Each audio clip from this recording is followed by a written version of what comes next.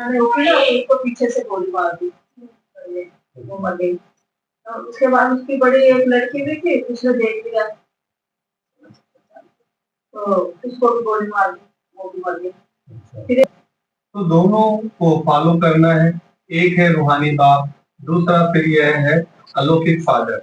तो पुरुषार्थ कर ऊंच पद पाना है। तुम जब भट्टी में थे तो सबका ताज सहित फोटो निकाला गया था शुरू शुरू में ब्रह्मा बाबा के साथ में। और जो है दादी बहने, दादी का मतलब क्या होता है? बड़ी बहन, दीदी। सिंधी भाषा में दादी बड़ी बहन को बोलते हैं। तो दादियाँ और मम्मा भी, ब्रह्मा बाबा भी, सबको मतलब कि सबके ताज लगा रखा है। पूरा देवी देवताओं की पूजा, सबकी फोटो ली गई। बाबा बता रहे हैं तुम जब भट्टी में थे तो सबका ताज सहित फोटो निकाला गया था। बाप ने तो समझाया है, लाइट का ताज कोई होता नहीं, यह एक निशानी है पवित्रता की। समझ में आई बात? जो सबको देते हैं, ऐसे नहीं कोई सफेद लाइट का ताज होता है।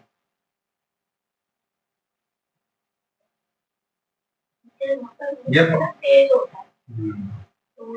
हमारा ओरा, जिसको बोलते हैं आभा मंडल। ठीक है, हमारा एक मशीन आती है, ओरा चेक करती है। वो हमारे शरीर से तरंगे निकल रही होती हैं अलग अलग, काली, पीली, हरी, नीली। जो ज्यादा मतलब ऐसा होगा ना नेगेटिव आदमी, बुरी बुरे ख्याल रखने वाला, उसका ब्लैक ब्लैक ज्यादा होगा। ज्यादा खुशनुमा है, जिससे पवित्र विचार है, उसका ओरा अलग होगा। और वो लाइट आंखों दिखने में नहीं आती है। जितना जितना हम योग लगाते जाएंगे, हमारा मन पावर होता जाएगा, तो फिर आप खुद देखेंगे कि महसूस होगा सामने वाले को देखते कि इनका ओरा। बाबा ने बताया, यह पवित्रता की निशानी समझाई जाती। पहले पहले तुम रहते हो सत्युग में, तुम ही थे ना। बाप भी कहते हैं आत्मा और परमात्मा अलग रहे बहुकाल। आत्मा और परमात्मा बहुत लंबे समय तक क्या रहे? अलग रहे। सुंदर मेला लग गया जब सतगुरु मिले दला। सतगुरु, सतगुरु कौन? ब्रह्मा बाबा के तन में शिव बाबा आए और हम बच्चों से करके मिले। परमात्मा भी आत्मा है, पर वो परमात्मा है, और उनको शरीर तो अपना है नहीं, तो उनको पर काया प्रवेश करनी पड़ती है। तभी से रिवाज चला क्या? देवियां आने का। शरीर में देवी आ गई। कब आई देवी? संगम युग पर जब बाबा ने ज्ञान सुनाया था, तो असली में देवी आई थी। ठीक है, भूत भी आते हैं इस समय। भूत माने विकार आते हैं, काम वासना का भूत, क्रोध का भूत, लोभ का भूत, सबसे बड़े भूत हैं। तुम बच्चे ही पहले पहले आते हो, फिर पहले तुमको ही जाना है। तुम मुक्ति धाम के गेट भी तुमको खोलने हैं। तुम बच्चों को बाप श्रृंगारते हैं। पियर घर में ब्रह्मा में रहती है। इस समय तुमको भी साधारण रहना है। कैसा रहना है? ना ऊंच ना नीच, न ज्यादा गंदा ही नहीं हो कि लोग घृणा ही करने लग जाए, न ज्यादा ऊंच की हाँ भाई पूरे अलग दिखाई दे। मीडियम होके रहो। बाप भी कहते हैं साधारण तन में प्रवेश करता हूँ। कोई भी देहधारी को भगवान कह नहीं सकते। मनुष्य मनुष्य की सदगति कर नहीं सकते। सदगति तो गुरु ही करते हैं। मनुष्य 60 वर्ष के बाद वानप्रस्थ लेते हैं। 60 वर्ष के बाद में पहले राजा लोग भी अपना राजपाट छोड़ करके, वानप्रस्थ मतलब 60 वर्ष के बाद में भगवान के उसमें लग जाता, उसको बोलते हैं वानप्रस्थ अवस्था। लेकिन बाबा कह रहे हैं कि 60 वर्ष में तो सरकार भी रिटायर कर देता है, जाओ गीता पढ़ो। हाँ, मतलब कि अब तुमने बहुत मेहनत करी, तुम आराम करो। अच्छा, ठीक है। ऐसे शिव बाबा कहते हैं कि तुम्हें घर गृहस्थ से भी तुम्हें अब धीरे धीरे अपने मन को, वानप्रस्थ के बाद होता है संन्यास। वानप्रस्थ के बाद क्या होता है? तो बाबा अभी हमें अभ्यास कराते हैं इस चीज का, ज्ञान योग ध्यान करते करते फिर संन्यास, अर्थात देह और देह की दुनिया से न्यारे रहना। घर में ही है, जंगल में नहीं जाना। हमें बड़ा संन्यास करवाते हैं बाबा, लेकिन दुनिया में वो संन्यास ले लेते हैं। घर बार छोड़ के जंगल में तीर्थ स्थानों में चले जाते हैं। तो पहले धीरे धीरे ज्ञान सुनते हैं, ज्ञान सुन सुन के वैराग्य पैदा होता है, तब संन्यास लेते हैं। राजा लोग भी करते हैं। आपने रामायण में देखा होगा, जब अपने जब राम जी और जब बड़े हो जाते हैं सब, गुरुकुल से आते हैं, अपने गुरु से लेते हैं कि गुरु जी बताओ कि अब यही समय होता है वानप्रस्थ लेने का। अगर अभी आदमी ने अपने बंधन तोड़ के बोला कि सबकी बाल पर जो बच्चा गया ना जी, इनका भी कोई पता नहीं, हमारा ही पता नहीं कब कब कैसे बुलावा हो गया, अकाली मृत्यु हो रही है। तो बाबा ने कहा अभी सबकी बाल पर अवस्था है, पहले अकाली मृत्यु नहीं होती थी, अब हो रही धनाधन। आपको हर महीने कोई ना कोई खबर आपको जगदम्बा मार्केट में जाती होगी, मिलती नहीं मिलती है? ऐसा कोई दिन नहीं कोई ना कोई ना मरता हो, मतलब महीने में खबर तो आ ही जाएगी पक्का। अभी कुछ ज्यादा खबर आ रही है। वानप्रस्थ लेते हैं फिर गुरु करते हैं, यह भी रस्म अभी की है जो फिर भक्ति मार्ग में चलती है। आजकल तो छोटे बच्चे को भी गुरु करा देते हैं, भले वानप्रस्थ अवस्था नहीं है परंतु अचानक मौत तो आ जाती है ना, इसलिए बच्चों को भी गुरु करा देते हैं। जैसे बाप कहते तुम सभी आत्माएं हो, हक है वर्षा पाने का, वह कह देते हैं गुरु बिगड़ ठोर नहीं पाएंगे, अर्थात ब्रह्म में लीन नहीं होंगे। तुमको तो लीन नहीं बाबा, तुमको तो लीन नहीं होना है, यह भक्ति मार्ग के अक्षर है। आत्मा तो स्टार मिशन है। आत्मा कैसी है? सितारे की समान बिंदी है, बाप भी बिंदी ही है, उस बिंदी को ही ज्ञान का सागर कहा जाता है। तुम भी छोटी आत्मा हो, उसमें सारा ज्ञान भरा जाता है। तुम फुल ज्ञान लेते हो, हम पूरा ज्ञान लेते हैं अभी समय। पास भी तो ऑनर होते हैं ना, ऐसे नहीं कि शिवलिंग कोई बड़ा है, जितनी बड़ी आत्मा है उतना ही परमात्मा है। आत्मा परम धाम से आती है, 8 बजाने। बाप कहते हैं मैं भी वहां से आता हूँ, परंतु मुझे अपना शरीर नहीं है। मैं रूप भी हूँ, बसंत भी हूँ, परमात्मा रूप है, उनमें सारा ज्ञान भरा हुआ है। ज्ञान की वर्षा बरसाते हैं तो सभी मनुष्य आप आत्मा के पुण्य आत्मा बन जाते हैं। बाप गति सदगति दोनों देते हैं, गति और सदगति। अभी सबकी हो रही है दुर्गति। हाँ? अरे नहीं आएंगी, घर पे नहीं है। बाप गति सदगति दोनों देते हैं, तुम सदगति में जाते हो, बाकी सब गति में, अर्थात अपने घर में जाके वह स्वीक हो, मीठा घर परम धाम। आत्माहीन कानों द्वारा सुनती है। अब बाप कहते हैं मीठे मीठे सिकलरे बच्चों वापस जाना है, उसके लिए पवित्र जरूर बनना है। पवित्र बनने के अगर कोई भी वापस जा ना सके, मैं सबको ले जाने आया हूँ। आत्माओं को शिव की बारात कहते हैं। अब शिव बाबा शिवालय की स्थापना कर रहे हैं। किसकी स्थापना कर रहे हैं? फिर रावण आकर वैशाल्य स्थापन करते हैं। वाम मार्ग को वैशाल्य कहा जाता है। बाबा के पास बहुत बच्चे हैं जो शादी करके भी पवित्र रहते हैं। सन्यासी तो कहते हैं यह हो नहीं सकता जो दोनों इकट्ठे रह सके। यहाँ समझाया जाता है इसमें पवित्र, इसमें आमदनी बहुत है। जितना हम योग ज्ञान में रहेंगे, पावन बनेंगे, उतना कमाई हमारी बहुत बड़ी कमाई है। पवित्र रहने से 21 जन्मों की राजधानी मिलती है। तो एक जन्म पवित्र रहना कोई बड़ी बात हो रही है। बाप कहते हैं तुम काम किताब पर बैठ बिल्कुल ही काले बन गए हो। किस पर बैठे? श्री कृष्ण के लिए भी कहते हैं गोरा और सांवरा, श्याम सुंदर, यह समझाने इस समय की है। काम चिता पर बैठने से सांवरे बन गए, फिर उनको गोरा, उनको गांव का छोरा भी कहा जाता है।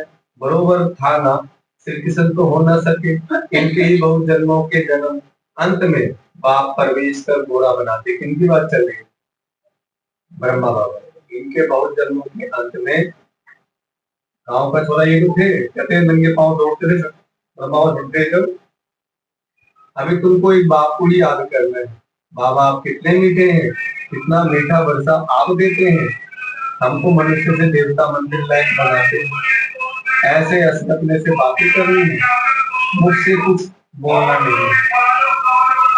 भक्ति मार्ग में आप मास्टर को कितना याद करते आए, अभी आप आकर मिले हो। बाबा आप तो सबसे मीठे हो, आपको हम क्यों नहीं याद करेंगे। आपको प्रेम का, शांति का सागर कहा जाता है। आप ही वर्षा देते हो, बाकी प्रेरणा से कुछ भी मिलता नहीं। बाप को सम्मुख आकर तुम बच्चों को पढ़ाते हैं, यह पाठशाला है ना। बाप कहते हैं मैं तुमको राजाओं का राजा बनाता हूँ। क्या बनने आए यहाँ पर? राजा के लिए, राजाओं का भी राजा। ये कलयुग के राजा नहीं। आज माला कराए के चप्पल को मार दी, पड़ मार दी। आपने कहा तो कैसे ही होता है ना, गाली बनते रहेंगे, उल्टा उल्टा बोलते रहेंगे। यह राजयोग है। अभी तुम मूल वतन, सूक्ष्म वतन, स्थूल वतन को जान गए हो। मूल वतन माना कौन बताएगा? मूल वतन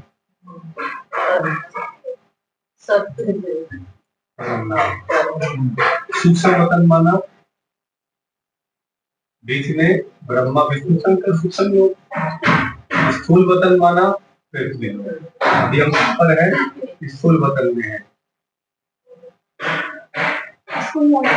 इतनी छोटी आत्मा कैसे पाठ बजाती है भी बना बनाया। इनको कहा जाता है अनादि अविनाशी वज ड्रामा। ड्रामा फिरता रहता है, इसमें संशय की कोई बात नहीं। बाप सृष्टि के आदि मध्य अंत का राज समझाते हैं। तुम सुदर्शन चक्रधारी हो, तुम्हारी बुद्धि में सारा चक्र फिरता रहता है, तो उसमें तुम्हारे पाप कट जाते हैं। बाकी श्री कृष्ण ने कोई सुदर्शन चक्र चलाकर हिंसा नहीं की। सुन लो बात, सुदर्शन दिखाया तो गला काट दिया तो कर दिया, तो कहते वो ऐसे काम नहीं कर, वो तो अंदर की बुराई खत्म कर दी। हमने क्या समझ लिया, अर्थ का अनर्थ हो गया। अंदर की बुराई का अंत करते, न किसी इंसान को मारते। बात न लड़ाई की हिंसा होती, ना काम कटारी चलती है। सर पे क्या दिखाया है इसमें श्री कृष्ण के? मोर का पंख दिखाया। मोर पंख माना बुराइयों पर विजय प्राप्त करना। विकारी नहीं है, वो पवित्र है। मोर मोरनी क्या होते हैं? पवित्र होते हैं। इसलिए मोर का पंख भी हम किताब में कॉपी में रखते हैं। क्या होगा उससे? विद्यार्थी मतलब समझो, ये पासवर्ड है। पासवर्ड क्या? जब बुद्धि पवित्र होगी तो विद्या आएगी। बुद्धि पवित्र नहीं है ना, शादी के बाद सुनी बात वो बात बैठती है। शादी के बाद वो बात सुनी बैठी, पवित्र बुद्धि नहीं होती है उस समय। मन में विकारी ख्याल चलेंगे, विद्या कहाँ से आएगी? जब पवित्र बुद्धि होगी तो विद्या आएगी। अपवित्र पंख तो तुम पूरी हर किताब में पंख रखते जाओ, नहीं आएगी विद्या। लेकिन एक भावना है। समझ में आई बात? अब क्लियर है? सब मंदिर पे जाते ना, सभी मारते झाड़ा, मोर पंखी मारते, बुद्धि पवित्र हो जाएगी। अभी इस समय जो तुम ज्ञान के पवित्र वचन सुन रहे हो, इससे बुद्धि पवित्र हो रही। झाड़ा लग रहा है, क्या लग रहा है? मोर पंखी। मुरली जो ज्ञान है ये मोर पंखी है। माना ये पासवर्ड है, ये शॉर्टकट है जो हमें अब समझ में आती सारी बात। क्लियर है? जैसे लगे बाजार बहुत जाते हैं सदर लेकर के, गिर बजा लेंगे, तेरे दर पे आया हूँ सवाली कुछ लेकर के, डाल दे भर दे झोली, ऐसे कुछ आते नहीं रहते हो, तो लाते रहते, वही मारते झाड़ा। गोगामेडी जाएंगे राजस्थान में, वहां भी करते हैं ऐसे झाड़ा लगाते हैं। तो अभी समझ में आया? अच्छा, जब मैं छोटा था तो उन्हें एक चाबुक होगा, चाबुक लोहे का, ठीक है, मान करके ना भगत होता है, भगत चलता रहेगा और वो लेट लेट की परिक्रमा करते हैं। लेट लेट मैंने किया, मैं फिर सब कर, मैं भी करता हूँ। मैं इतना बड़ा होऊंगा, मैं भी लेट उनका मारते पीछे। तो चाबुक सा लोहे का होता है, वो ऐसे हिलता रहता है, चुनर करके ऐसे करके ही हूँ, फिर वो मारे ऐसे करके, मतलब क्या अब उसका मीनिंग समझो आप कि जब हम ज्ञान में चलते हैं, धर्म के मार्ग पर चलते हैं, तो समस्या पीड़ाएं हमारे जीवन में आती है, चोट लगता है, पर उसमें हमें घबराना नहीं होता। उसके बाद प्राप्ति भी भारी होती है।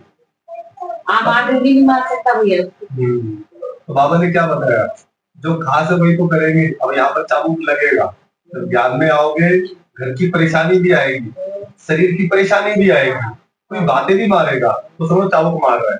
क्या मार रहा है? तो भक्ति में वैसे चाबुक लगते हैं, जब ज्ञान में चलते हो तो असली चाबुक लगते हैं, और दिखते नहीं दिखते। ये अंदर की बात है सारी। बाबा कहते हैं डबल अहिंसक होते हैं। इस समय तुम्हारी 5 विकारों से युद्ध चलती है, बाकी और कोई युद्ध की बात भी नहीं। अब बाप है ऊंचते ऊंच, फिर ऊंचते ऊंच यह वर्षा लक्ष्मी नारायण, इन जैसा ऊंच बनना है। जितना ऊंच तुम पुरुषार्थ करेंगे उतना ऊंच पद पाएंगे। कलप कलप वही तुम्हारी पढ़ाई रहेगी। अभी अच्छा पुरुषार्थ किया तो कलप कलप करते रहेंगे। जिस्मानी पढ़ाई से इतना ऊंच पद नहीं मिल सकता। बेटा बोलो नहीं, बोलो। जितना रूहानी पढ़ाई से मिलता है, ऊंचते ऊंच यह लक्ष्मी नारायण बनते हैं। यह भी है तो मनुष्य, परंतु देवी गुण धारण करते हैं। कौन है? तो ये भी मनुष्य बाबा कह रहे हैं, पर ये देवी गुण धारण करते हैं, इसलिए देवता कहा जाता है।